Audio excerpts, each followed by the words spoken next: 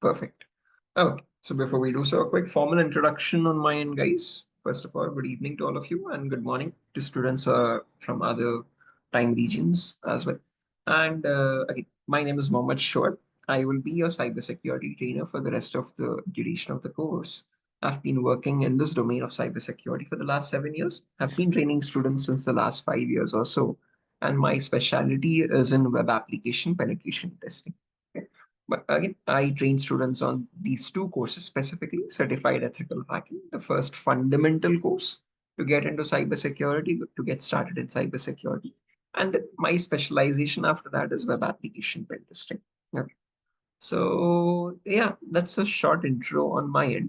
Now, one second. I hope I'm audible on all platforms. I'm taking demos for multiple different organizations at the same time. Right.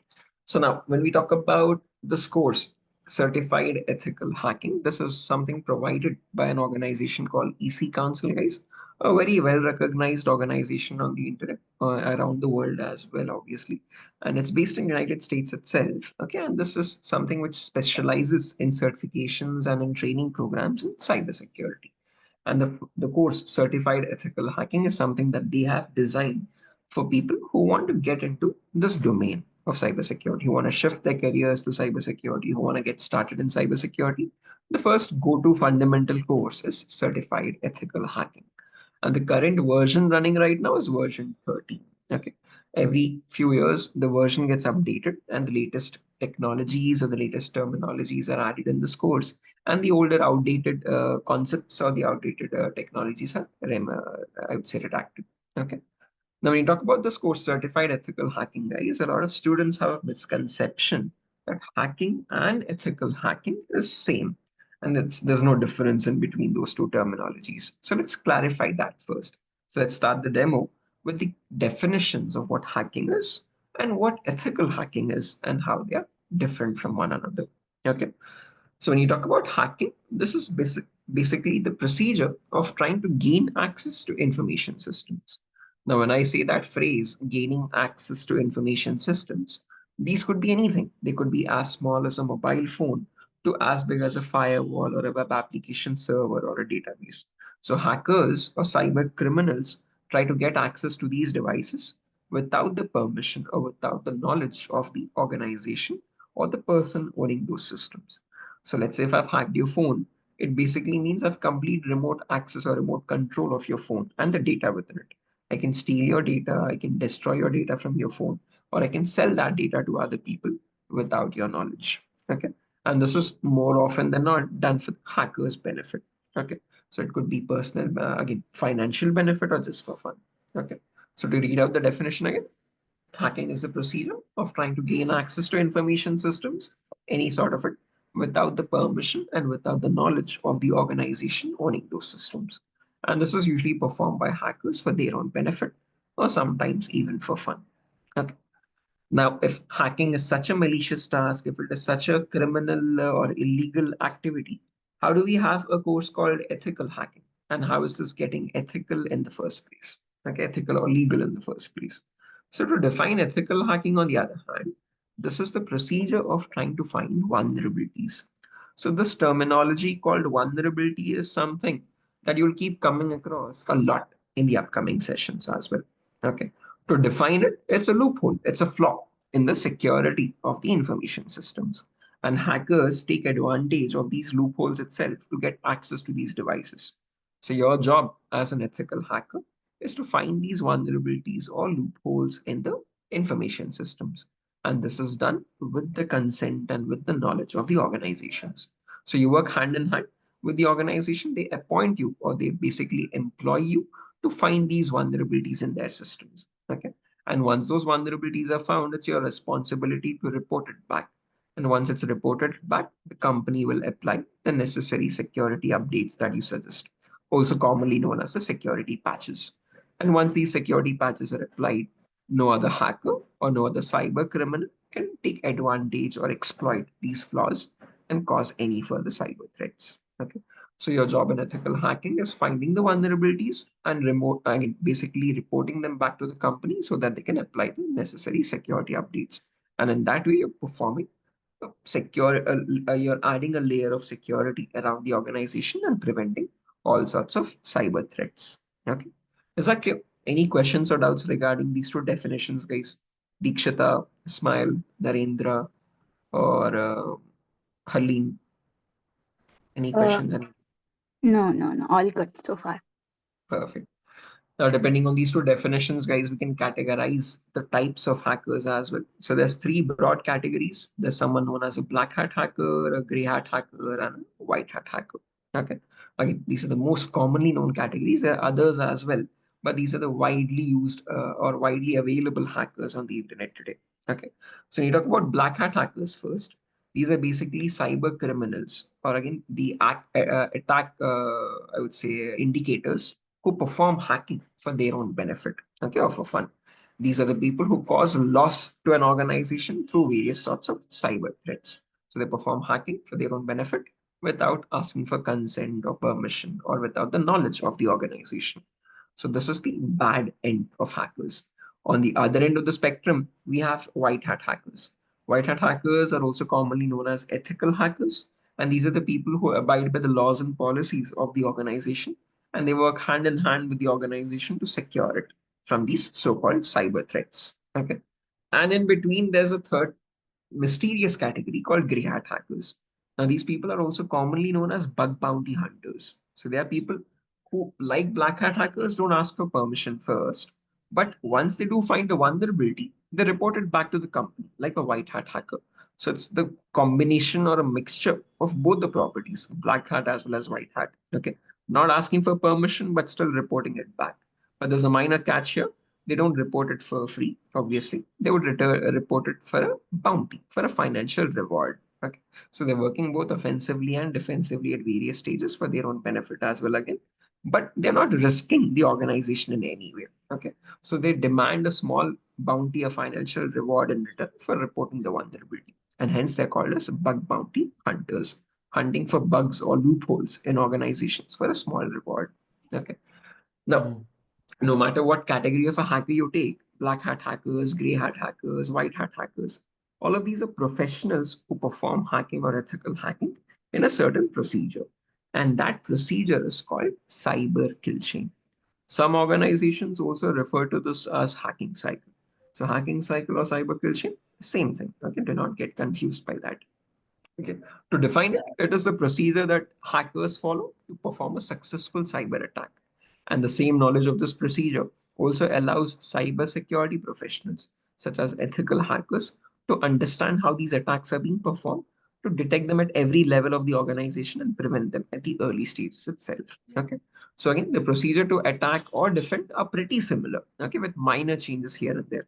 And that entire list of steps taken collectively are called as cyber kill chain or hacking cycle. And in our course, Certified Ethical Hacking, we will be learning each of these steps in the cyber kill chain or hacking cycle in detail. Okay. And the cyber kill chain consists of five important steps to it. Okay.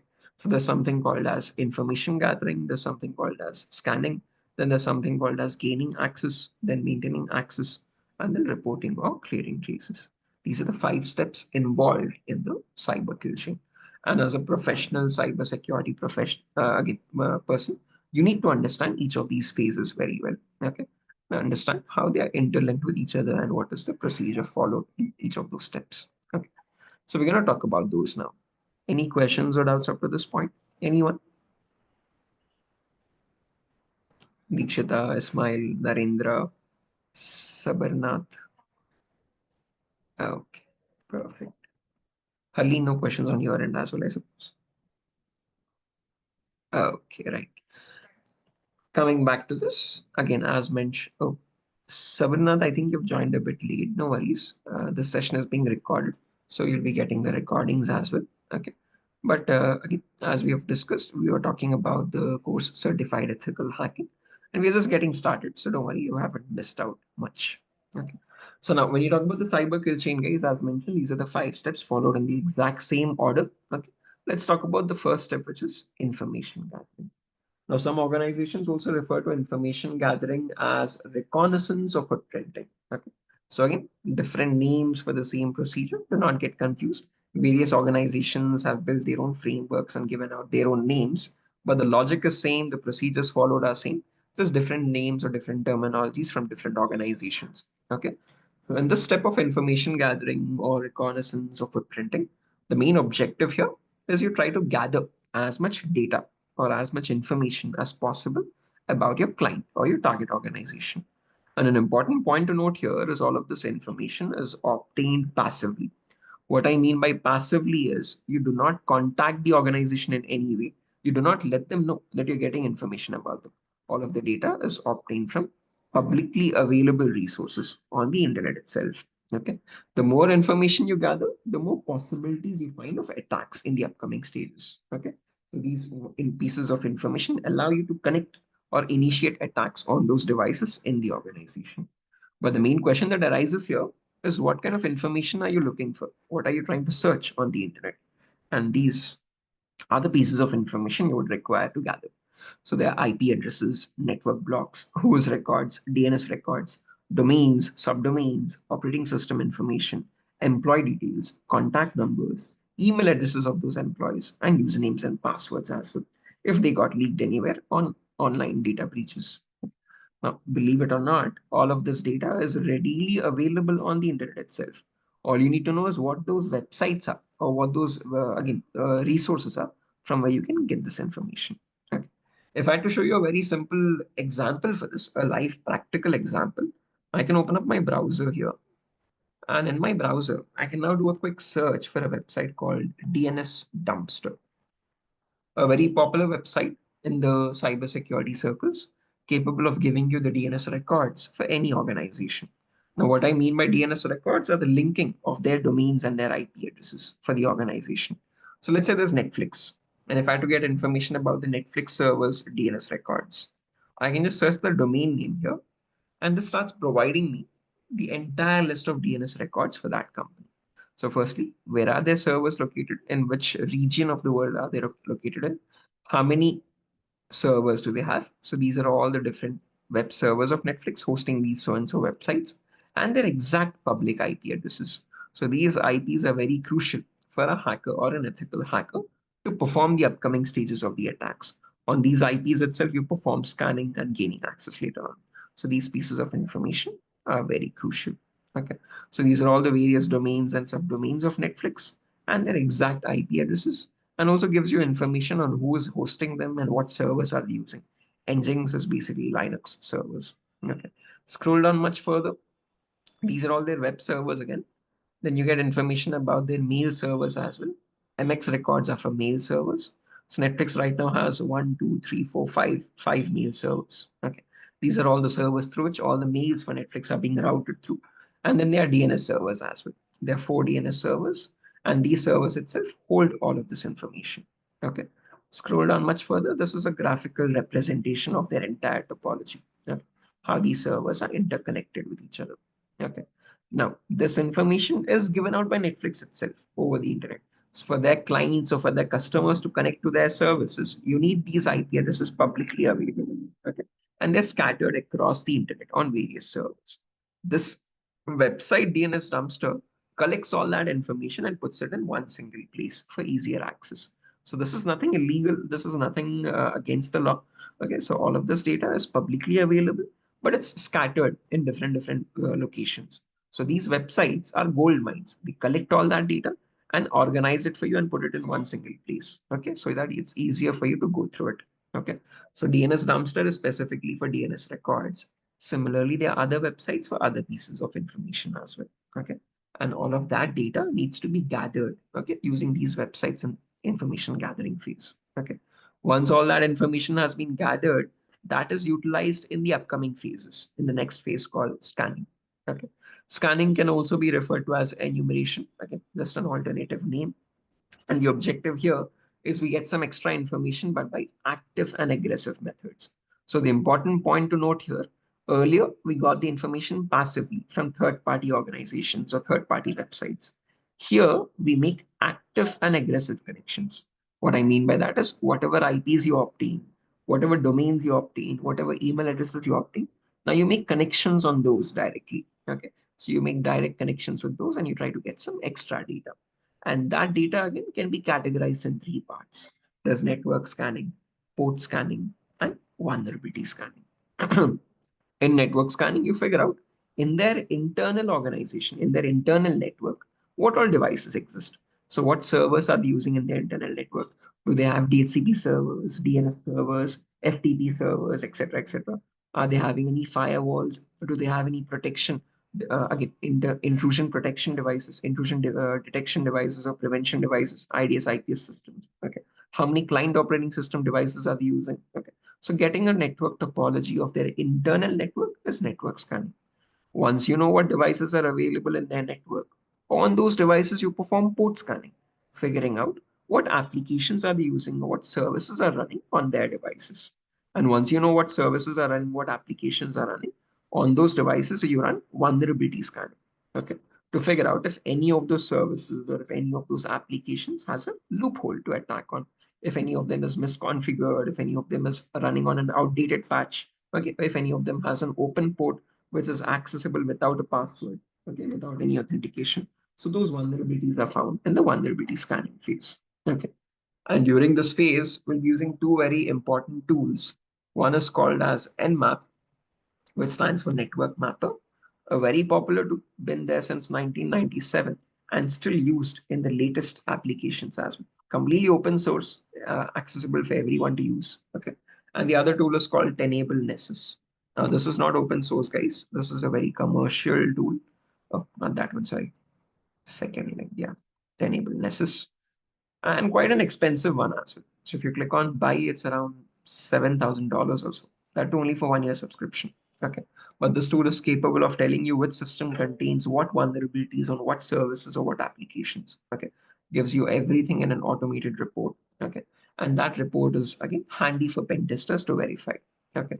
So again, we'll be practically working on these two tools, Nmap and Nessus, in this phase of scanning. Okay. So once all the information is obtained, once you know what devices contain what vulnerabilities, next step is nothing but attacking those systems. That is gaining access. Okay. So gaining access is where basically you try to attack the target organization, okay, on the vulnerabilities that you have found in the earlier phases. So the phase where the real hacking occurs. Okay. So all the data that you have obtained up to this phase is utilized, and now you attack the target system or the application or the entire network. Okay. So one of the core topics of our subject of the entire course, okay, covers a vast variety of modules. Okay, I'll talk about each of these one by one now. Before that, any questions, any doubts up to this point? Dikshita, Ismail, Narendra, Sabarnath, and Halim. Oh, no, as of now, all good. Oh, so sorry, Halim. Your voice got overlapped with other students. Apologies. Yeah. Could you please repeat your question one more time? Apologies.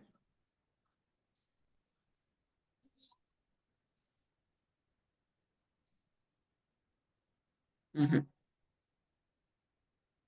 Mm-hmm. Mm-hmm. Mm-hmm.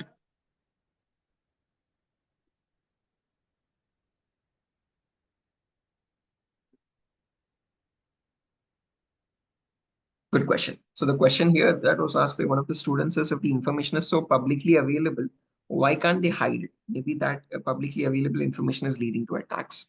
Now, the point here is, Halim, for your customers or your clients to access your data, they need to know what that address of those IPs is. So if I had to connect to this website over here for Netflix, so let's say there's their web page here, netflix.com or about.netflix.com or assets.netflix, this public IP again needs to be available on the internet, because unless and until you know what that IP is, you cannot connect to it. Okay. It's very similar to your house address. You cannot hide your house from anywhere. It is there available on Google Maps. It is visible to every passerby on the road. You cannot hide your house. It is visible to everyone. Okay. The issue here is not your house being visible, but your house not having proper security to it. So your house needs to have locks that no matter who passes by on the road, no one is able to enter it without your permission. Okay, without your monitoring. So whoever comes into your house through the gate or goes out of your house needs to be monitored. And again, there needs to be a protection that he doesn't enter your house without your permission. So there needs to be a lock at that door. So our job as penetration testers is to see to it that that house has the proper locks on it. Okay, we cannot hide our house. We cannot again, because if we hide it, we cannot let others come into it. Okay, the people we want entering our house, right? So the thing is, you need to keep the websites visible with their public IP and this information public itself. But the thing is, when these information devices are visible, no one should enter into them without authentication or without the proper rules established. Okay. So this needs to be public for clients and customers to access the web servers and their services, but it needs to be accessed in a secure manner. That's the only point, right? Okay. Oh yeah, Dikshita, you were asking a question. No, I didn't ask. Oh, okay, fine. Right, guys. Moving forward. So as mentioned, the next topic is gaining access modules. Okay. So again, the main objective of this module over here is to basically understand how to perform pen testing or how do we perform attacks and verification of these attacks on every single device that could possibly exist in an organization. Okay. So the first topic we learn is system hacking here. So if you have any device on any operating system, whether it be Windows or Linux, okay, those are the most commonly used platforms. We learn how do you crack or bypass the password for any of those devices. Okay, so this is very handy when you are logged out of your own system. So let's say if your organization faces a threat or an attack, and if your systems have been compromised, and if you have been logged out of your own devices, it's important to know how do you get back access to your data. Okay, so if you're logged out of your own system, how do you crack the password for that system, or how do you bypass the password and get back access to your data? Is what we learn in system cracking and bypassing Windows operating system passwords. Okay. Then comes malware attacks. Malwares are nothing but malicious softwares, and these are something which are very commonly used by attackers to perform various sorts of cyber threats. Some commonly used malwares are viruses, worms, trojans, spyware, whatnot. So we'll practically learn what these malwares are. We'll learn how to create these malwares. We'll learn how to detect these malwares in our systems if they are secretly installed, and we'll also learn how to remove them. Okay, from from our systems. Okay, once we know that they are existing in our devices. Okay, then there's a bonus concept called malwares advanced. Okay, this is a bonus concept not included in the curriculum, guys. Okay, so I'll be sharing the resources for this. If you're already having some experience in Python programming, then this could be handy for you to write your own malwares using Python. Please note, for this course, there is no requirement for any programming language knowledge. Okay, this course only works on the basis of certain tools which are used in organizations in real time. This one domain in cybersecurity called malware development has a requirement for programming. Okay, to have a glimpse into that domain, I've included this topic. Okay, but for CEH, there is no requirement for any programming language. Okay, cybersecurity is Uh, one of those. sorry to Sorry, sorry to interrupt. yeah, Dikshita, no problem. Go ahead. Yeah. So I was just asking, like, since I'm from a non-technical background, like, I have no like knowledge about the programs or this, like, how would it help? Yes. Nothing to worry about, Dikshita. So even if you're from a non-IT background, the course is designed in such a way where we explain everything from scratch. Okay. So in other institutes, the prerequisites is you have to have knowledge already on networking, Linux commands, and some basic scripting. But nothing as such over here. All the topics required as prerequisites are included in the course itself. So the first class we'll have tomorrow in the course is networking fundamentals itself. Okay. So even if you're Oh, from a non-IT background, nothing to worry. I'll be explaining everything from scratch. Okay. All the prerequisites are included in the course. I'll explain it to you in a manner or to anyone in a manner that you have no clue about what this domain is about. And we'll learn everything from the very beginning, from scratch. Okay. okay. Thank you so much. Right. Moving on, after malware attacks, we have network related attacks called network penetration testing. So in this, we learn certain attacks called sniffing attacks, man in the middle attacks, denial of service attacks, hacking Wi-Fi routers, and cracking Wi-Fi router passwords. Now, most of these terminologies might seem gibberish to you, but don't worry. As we progress, we learn what each of these attacks is used for. Sniffing is where you can capture data of others in the local network. Denial of service is where you can attack servers and crash their servers and deny the service of those servers to actual clients. So you overload the servers with huge amounts of traffic and crash them. Hacking wireless networks is where you try to crack the Wi-Fi router passwords. So these are various attacks that are possible in a local network. We'll learn those attacks as well. Okay. And with every attack we learn, we also learn the remediations. How do you prevent those attacks? What loophole or what vulnerability is causing these attacks in the first place? And how do you remediate those? How do you prevent those attacks from happening further? Then comes social engineering, where we learn how do hackers create phishing attacks. Phishing attacks are something which are rising over the years, okay? And they're getting more and more popular. This is where hackers try to create fake login pages and they try to fool victims into giving out their credentials.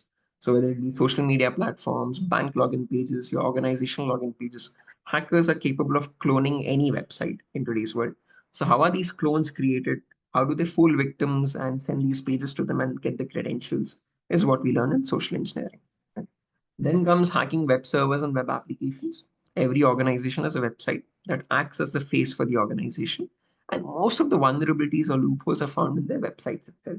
So we practically learn how to find the vulnerabilities on the front end of the website and the back end of the website as well. So to list out a few vulnerabilities, there's SQL injection attacks, cross-site scripting attacks, broken authentication attacks, file upload vulnerability attacks. Now, please do not get confused. This might seem a bit gibberish right now, but as we progress with our classes, you'll understand the relevance of each of these terminologies. So these attacks basically allow attackers to get access to databases of the organization, inject malicious scripts in the servers and get remote connections of those servers, upload malicious files and get access to clients of those websites. So all that, again, all of those terminologies is what I've explained over here. Okay. So don't worry, we'll practically work on each of these vulnerabilities and you'll understand what each of these are in the upcoming sessions. Okay. Then comes evading techniques. So every organization has some security measures, firewalls, intrusion detection systems, intrusion prevention systems. So how do hackers bypass those? How do they evade those? So what are the loopholes to check for in these security devices? That's what we learn in evading IDS, IPS, and firewalls. Then comes vulnerability assessment. This is a very important topic. So when we talk about vulnerability scanning, we use a tool like Nessus here. And this Nessus tool gives us a report which contains a list of all the vulnerabilities in the organization. Now, we just can't blindly trust the report and leave it as it is. We need to verify that report. So whatever vulnerabilities are shown through this report, you need to verify those and you need to perform manual checks on that. So that is vulnerability assessment, assessing every vulnerability that is shown in the report by manually attacking on it and verifying if it is truly existing or if it is a false positive. That's what vulnerability assessment is. Okay. Assessing every vulnerability shown in the report. Okay. For that, we'll be using a very important tool called Metasploit framework. So you can do some research on this whenever time permits. A very popular tool, okay, and used in organizations in real time to perform vulnerability assessment and pen testing. Okay. We'll be working on this tool as well. Okay. Then after that, we have last hacking mobile phones, where we learn how do you attack an Android phone and get remote connections to Android through various malwares. So if you carefully observe, the objective of this module here is to attack each and every single endpoint, or test the security of each and every single endpoint, whether it be as small as a mobile phone to as big as web application servers or databases, or your client operating system devices, Windows servers, Linux servers, web servers, firewalls, mobile phones. Doesn't matter what device it be in the organization. We try to learn how do you check the security of each and every device here. Okay, that's the objective of gaining access, testing the security of every single device that could possibly exist in a network. Okay. Once that is done, this is again the core of the subject. Again, I think around 60% of the course covers on these topics itself. Okay. And then after this, you have two small topics left out: maintaining access and reporting or clearing cases. Okay. Before we dive into this, any questions or doubts up to this point? Anyone in gaining access modules? I know a bit gibberish, a lot of gibberish terminologies here, but any questions or any doubts by chance? Narendra, Ismail, Sabarnath, Dikshita, Harleen. No, no, uh, right. Yeah, Dikshita, you're saying something. Any question? no. I said all good. Oh, okay, perfect. Right. So again, this is again, as mentioned, one of the core topics. After this, we have two small topics left out: maintaining access and reporting or clearing traces. These are very small topics. They get completed in like 1 or 2 days, not more than that. Okay. Maintaining access is where once you have gotten a remote connection to a system, how do you maintain that connection? Which means, let's say if I've attacked your phone, even if you restart your phone, how do I still stay connected to it? That's what maintaining access is. So we learn how do hackers create persistent connections to your devices. Okay. So hackers try to retain the ownership of the target and perform various post-exploitation tasks. Post-exploitation task in the sense, if one device is attacked, from that device, how do you pivot to other devices? How do you send that attack to other devices in the network? Or how do you maintain persistent connections? All that is maintaining access. Okay. And after that, finally, you have reporting or clearing traces, where, as an ethical hacker, you generate a report for the organization, elaborating all the loopholes you found and providing the solutions as well to remove those loopholes. On the other hand, if you're not reporting it, a black hat hacker will try to remove the evidences. So, how do cyber criminals try to perform these attacks and try to stay anonymous? How do they remove these logs? How do they delete the footprints that they generated and erase the evidence of their actions? Is what we learn in clearing traces. Okay, give me 1 second, guys. I'm getting a call. Just give me 1 minute.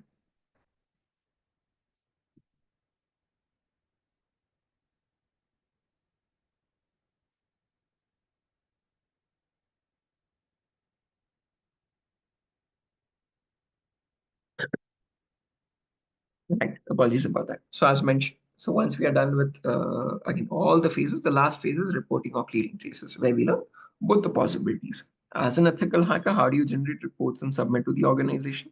Or as a cyber criminal, what do they do? How do they remove the loophole? I mean, sorry, not the loopholes.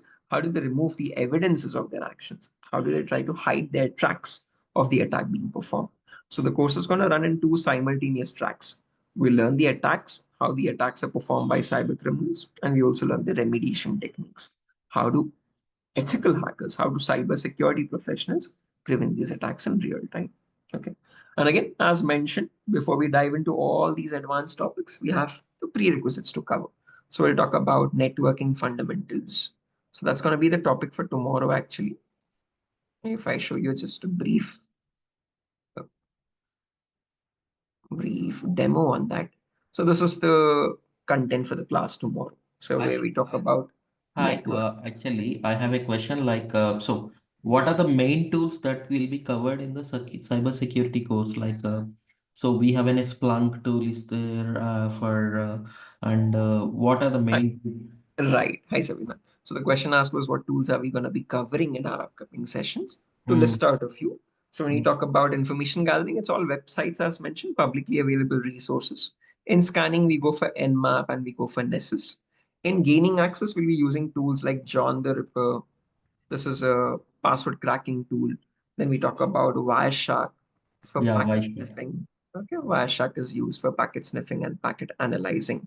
When you talk about Okay. network pen testing, there is your Metasploit framework, as Mm, mentioned, and a website called ExploitDB. For web application pen testing, we work on web suite mm, application for web application penetration testing.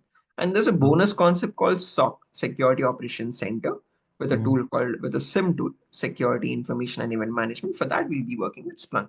This is not included in any other organization inside in CEH. I'm going to give a brief intro on this tool for Splunk as well for security analysis, okay, for data analysis and security analysis, also commonly known in SOC, Security Operations Center. So these are some of the most commonly used tools we'll be working on. 7 Okay. okay, thank you. Nmap, Nessus, Metasploit, Burpsuit, John the Ripper, Wireshark, Splunk, etc., etc. Okay. And yeah, a few more as well. I might have missed out a few. But yeah, these are the most important tools that are asked in job descriptions in today's world, in all the job descriptions that you see in the latest ones. And we'll be working on all of those practically hands on. Okay. And more importantly, the most important thing which I forgot is this operating system called Kali Linux. You might have heard about it. Okay. So all of these tools are mostly pre-installed in this one single operating system called Kali Linux. Okay. So we'll be working with this a lot in the upcoming sessions. Okay.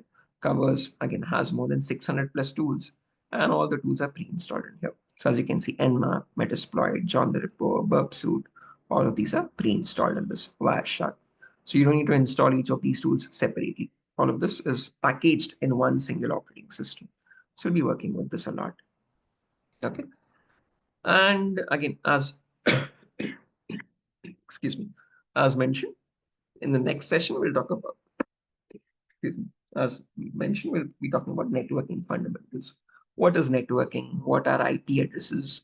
What are properties of IPv4? What are the categories of IP addresses? What are public IPs? What are private IPs? What's the first IP? What's the last IP? What are classes and IPs?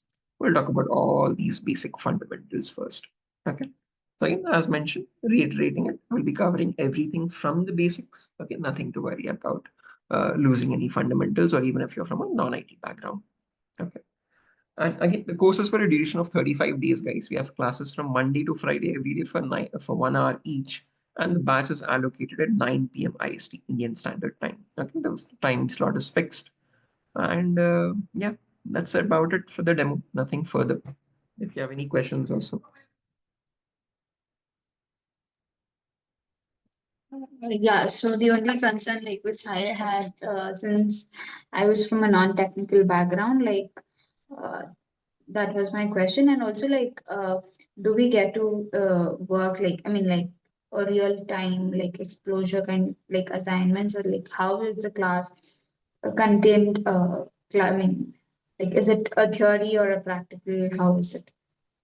Okay, so two questions here, guys. One question is the link going to change? So, Harleen, for you, the link will not change. Okay, so it's going to be the same link for you. Or again, there are multiple institutes I'm training for actually currently. So, for the first 1 week at least, the link will not change. It's going to be the same link. But after that, I'm going to club both your batches into one singular link. So, it might be same or might not, but you'll be getting information on that prior to the change itself. Okay. Secondly, how are these classes designed when you talk about a ratio of practical to theory knowledge, Dikshita? I would say it's around 60-40 ratio. Okay. 60% is practical based and 40% is theory based. So in the 1 hour session we have, or the 45, 50 minutes 1 hour session we have, the first 15 minutes we'll discuss everything theoretically. I'll explain the concepts theoretically first. And the remaining 35 to 40 minutes we'll talk about the practical part. Okay. All of these tools which I've mentioned are the ones which are used in real time to perform these attacks and to perform the remediations as well. And we'll be learning all of these things hands-on. So we'll have our own lab setup. Okay. So we have a tool called VMware, which is a virtualization software. And in this VMware platform, we'll have a lab simulation. We have the attacker machine, the Kali Linux operating system, and we have the victim machines as well, as you can see. So there's a separate class for lab simulation as well. So I'll show you how to install the lab and have a practical simulation. Okay. So it's completely a hands-on course. Okay. But with a 60-40 ratio, as mentioned. Okay. Is that clear? Harleen and Dikshita. Yes, yes, yes. So this course is for Oh, 35 days. 1 second, guys. Your voice is getting overlapped. I'm so sorry. Yeah, Dikshita, go ahead. Yeah, so course is for 35 days, is it? Like, Yeah, the course is for 35 days, classes from Monday to Friday for 1 hour each. okay. And also, like, do we get some assignments to do, or like, how is it like? Just out of curiosity, I'm asking, like, I will be how is performing the practicals, Dikshita. So with every class, we learn each sort of an attack, okay, and the remediation. And you would follow the same things on your end, on your simulation. But rather than along the class, I would recommend you do it after the class. And after the class, every class, not every, after some important topics, I'll also give you an assignment, some homework kind of a thing to do to learn extra, to learn some bonus concepts on that same topic, a lot more in depth. Okay. But yeah, again, whatever practicals I perform, you would try to replicate the same attacks and replicate the same remediation techniques in your simulation with the same techniques and the steps. But again, as mentioned, do not do it along with the class. You might get confused. So replicate it after the class is done. Okay. Right. Yeah, Harleen, you're saying something.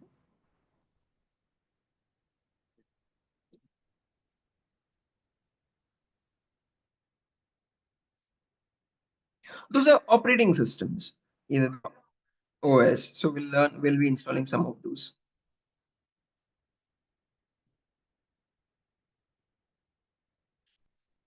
Right, exactly. But not recommended to do it as the class goes. It might seem a bit confusing after the class.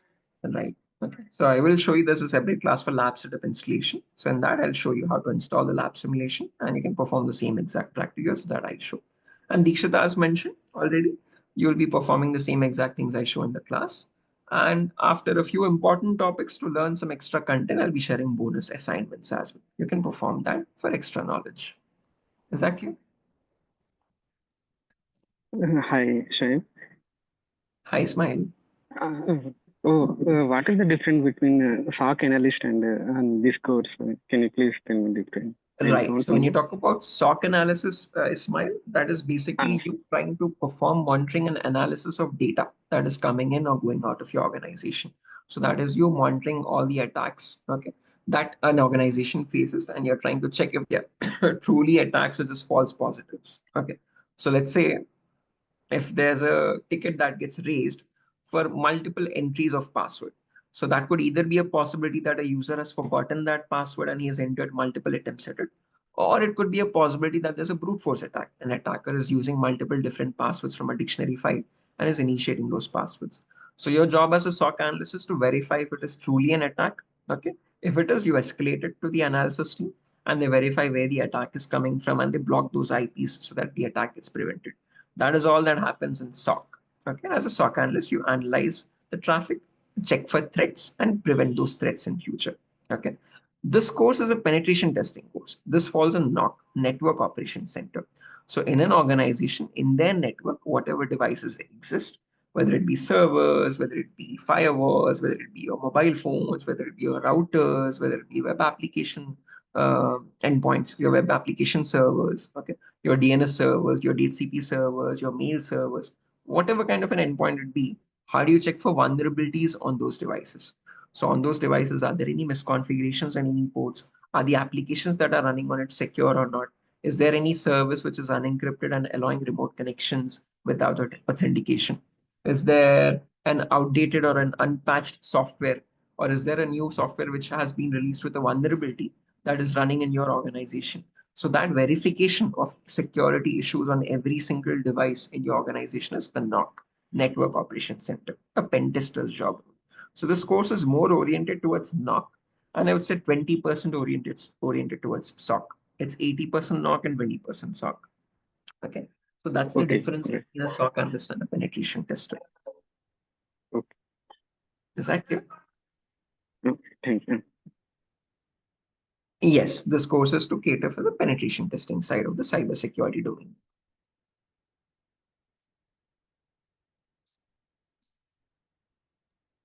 So And I nothing think, as such, yeah. Ali. Equal opportunities in both domains, SOC and NOC.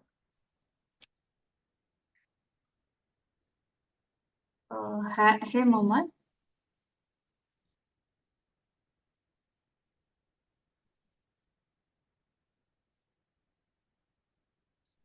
am I audible? Oh, one second, Dikshita. I'm just listening to the question that Haleen is asking. You're audible, Dikshita. Yeah, yeah. Haleen, coming back to your question, this as mentioned is already as already mentioned, this is more focused towards NOC. But if you need more knowledge on SOC, I'll be sharing the resources, and I train people on SOC as well. I've worked as a security analyst with these tools like Splunk and Alien World, so I'll be there to assist you on that. If you're, yeah, you can think about that.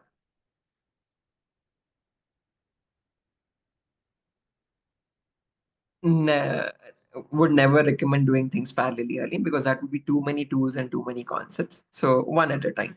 That's how I learned it as well. Okay. So you can learn CEH first, and then you can learn a tool like Splunk. Right. One at a time. One at a time. So you can learn this, and afterwards, if you're interested, you can learn about this tool called Splunk for SOC analysis. Okay. Yeah, Dikshita, you were saying something? Yeah. So I was asking, like, in the complete course, like, is a course designed in such a way, like, where the tools are required according to the job market? Like, how is it designed? Like, Exactly. So again, you have those 5 modules as mentioned. So to get a complete picture of the course content, this is the course content here. And okay, these are again a lot of topics here, but again, these are in those 5 separate concepts itself, the cyber kill chain concepts itself. And in each of these concepts, there's a unique tool that you would use. Okay. For information gathering, there are certain websites. For scanning, there are certain tools. In scanning, there are categories again. For network and port scanning, you use Nmap. For vulnerability scanning, you use Nessus. Okay. For malware attacks, there are other tools, Beast Trojan tools, Freak for DOS attacks. For sniffing, there's Wireshark. So for each module, there's a separate tool to use for each part. Okay. So again, with as we learn each of these modules, we'll be learning those tools as well. Okay. yeah. Yeah, and you were telling about the firewall. Like, what exactly is a firewall? Very simple example as a firewall to explain in not so technical terms. There's a watchman for your organization, right? So no matter what company you're working for, if you have to understand a firewall, take the example of that watchman itself. That Okay. watchman does not allow every single person to enter the organization. There's a criteria for entering a building, and that criteria is handled by the watchman. So to enter that building, you either need to be an employee, you have to show your ID card, or there's a biometric thing. The watchman will keep checking if the biometry is being entered properly or not. Or you need to specify that I belong. Again, there are sometimes food delivery people as well. So the watchman sees them again belonging to a certain food delivery company, and then he allows. So similarly, a firewall is a packet filtering tool. Okay, it allows or blocks packets depending on these criterias. Okay, so these criteria is also commonly called as ACL, access control lists. So these are the rules which are configured by a network admin to allow packets in the device or in the network, or disallow or block packets in the network or the device. Okay, so firewall is, in simple terminologies, it's a packet filtering tool. Okay, allowing or blocking packets depending on certain rules. That's what a firewall is. Okay. So we'll also learn how do you configure a firewall? What are the issues that usually firewalls face? How do hackers bypass these firewalls? We have a topic for that as well in the upcoming sessions. But I hope it's clear what a firewall is in simple terminologies for now. Yeah. Right. So So yeah, you'll be sending us the like what all the contents of the course. You'll be sending us it through a like yes. chat or Every single class is recorded, Dikshita. So these you'll be getting the recordings from the institute, and as we progress with our classes, you'll be getting the documentations for it as well. I forgot to mention that. Apologies. So all the classes are recorded, guys. You'll be getting the recordings, and you'll also be getting these presentation slides, these documentations and notes as well. Okay, so you can follow up on that later on after the classes end. Okay, and I think you'll have the access to these recordings for 6 months or so. Okay, so you can access them whenever you want to as well. Just in case if you miss out a session, you'll have access to recordings. You can refer them back. Okay. So yeah, that's one important point. I missed it out. I missed it out earlier. yeah. Right. Any other questions, guys? Harleen, Ismail, Narendra, Sabarinath, The Dikshita. course fee structure was not informed. Oh, Harleen, you were saying something? Okay, my bad. So yeah, Harleen, we can exit the session. You can connect back tomorrow at the same time. We'll get into the networking part, networking concepts. That will be the first class tomorrow. Same link, no change. No problem. Thank you, Harleen. Same link, same time. Thank you, Harleen. Thanks for joining. See you tomorrow at the same time. Bye bye. Right, Dikshita, you were asking a question. Apologies. I'm teaching for Yeah, no multiple worries. institutes, so voices are getting overlapped. And yeah, coming to the course price and all, Dikshita, again, I think it's mentioned in the chat here from DurgaSoft. It's 8,000 rupees for the entire course. Okay. So again, it's for the 35 duration course with recordings and with the material and the live classes.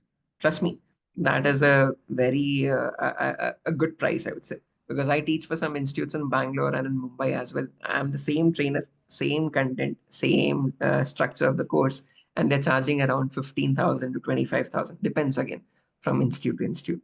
DurgaSoft being a well-recognized institute and takes a lot of students in each singular batch with multiple batches. I think they're being a bit cost reductive, I can say. Okay. But yeah, I think you will only have 5 students or max in each batch, not more than that. Okay. So yeah, it's a 8,000 for the entire classes, live and the recorded sessions for the entire course. Yeah, Shoaib, are you working professional, right? So which company you're working? I'm currently working for this company called Symbiosis Technologies in Visakhapatnam. So I'm based in Visakhapatnam here. So I'm Oh, currently you're from Visakhapatnam, right? Okay. from Vizag. Oh, So again, I used to work earlier in a company called Black Dog in Hyderabad itself. That was a startup. But again, my hometown is Vizag. So after the COVID, I've come back here and I'm currently working as a part-time trainer and as a security analyst and web application pen tester separately on Symbiosis so Technologies. once you're done with your office, so then after you are attending to these classes, right? Yes. And there are two batches. I run some batches in the morning as well and some batches in the evening as well. So currently, DurgaSoft has started the evening batches. So how your environment was set up in your organization? Like, so how many employees are there? How the SOC? So I also worked for one of the organization. Previously, I was in a working professional. Recently, I was laid off for certain other reasons from other company. Oh, So I'm trying to learn for this cyber security because uh-huh. I have a good experience previously from the senior system administrator, Okay. from the knock point of view, and that is a system administration from Windows Server and networking concepts. So I see that there is a security team for every organization. So for in your organization, how is the setup? We are working as a third party. So we get clients from other organizations. So other organizations are our clients. And in our organization, we have three levels again, L1, L2, and L3. So we Okay. perform data monitoring for other clients. Okay. So Oh. we get there. So we have forwarders installed. So you sometimes call them as agents as well, or Mm. commonly known as forwarders in Splunk. So on their endpoint, we have these forwarders installed. And from there, we get the data on our Splunk cloud platform. And through the Okay. Splunk cloud platform that we have the licensing for, we import the data and we go through the analysis of all the tickets that are raised. So there's Okay. L1, again, under me, there's L1 who get the data, L2. who get the tickets. And once they think that it is truly an attack, it is raised to L2 where they analyze and verify that. If it is Oh. verified there, well and good, you write the signatures, basically the rules, and those rules are sent to those clients and they implement those rules in the firewall again to block those Okay. packets or those threats in the future. So what is the firewall that you are working like? I think the what is the We firewall? aren't working with the firewalls, right, Sabrina? We are only Mm, working with analyzing the threats. So we mm. tell them that this is the threat and you would have to block this IP or this port number. Oh, okay. But the firewall is, so it could Yeah, be. from yeah, I got it from knock point of knock. So you are analyzing those IPs, so which are helpful for the organization. You are mainly do the monitoring and which are good, Analysis. you are allowing, and which are not good, you are not allowing. Not Okay, allowing, that's it. So that's we give them the information telling that these are the IPs from where the attack is being initiated, or again, this is the indicator of compromised IOC. And with Mhm. that, they write the specific rules themselves. So whether it be Okay. Sonic Wall, Firewall, pfSense, again, whatever it be, they write the rules themselves. We just So give them you the yeah IOC, basically yeah the got IP or it. the port number. Your team is working by 24/7. No, we only have the 8 hour shift. So for the other 8 hours, they'll give it to a different client again. Okay, okay, got it. Thank you. Right. Any other questions, Sabrina? But No. again, as mentioned, if you want to learn about that, that will be a separate course again. That's all about Splunk. In this course, I'll explain very basic details of what Splunk is and how data gets imported and I what some know of these I know basic. about the Splunk, Shoaib. Like so in previous organization we used to use that tool for Windows OS event management system.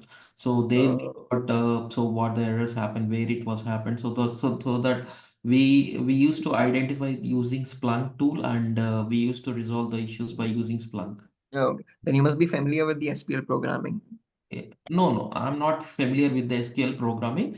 Just know Okay. we have an access for those tool and limited access, not that much more.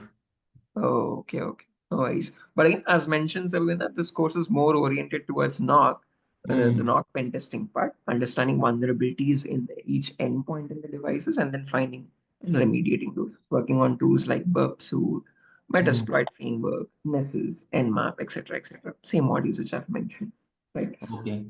So yeah, that's an intro, a demo on this course, guys. Any other questions, Sabrina? Uh, sure. Can you show that what are the list of topics you are going to cover and in entire course? Definitely, one second.